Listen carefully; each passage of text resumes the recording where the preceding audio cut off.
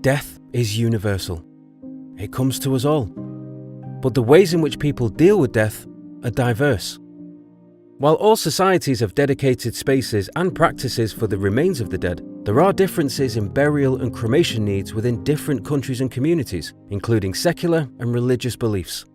The same is true for funeral rituals, which mark the passing of the deceased and give comfort to the mourners. Why does this matter? Well, for each and every one of us, it's important to say farewell to our deceased family, friends, and community members in an appropriate way. For those who hold religious beliefs, especially beliefs about an afterlife, funeral rituals and the treatment of the dead body are often very important. Indeed, for some faith groups, there's a real sense of obligation to care for the dead body in very specific ways in order to ensure the well-being of the dead in the afterlife. As one mourner explained, when the dead are at peace, the living have peace as well. Some faith groups believe the soul or spirit of the dead is harmed if the burial or cremation rituals are not completed as required by their scriptures or traditions, and this can be a cause of real anxiety for their next of kin.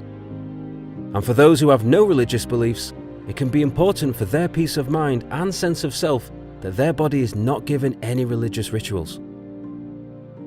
Examples of different requirements include prompt burial for Muslims and Baha'is, and cremation for Hindus and Sikhs. Starting or witnessing the cremation process and the dispersal of cremated remains on moving water for Hindus. Consecrated and non-consecrated areas in cemeteries. Orienting the grave or body towards Mecca or Jerusalem, or locating the grave according to Feng Shui principles.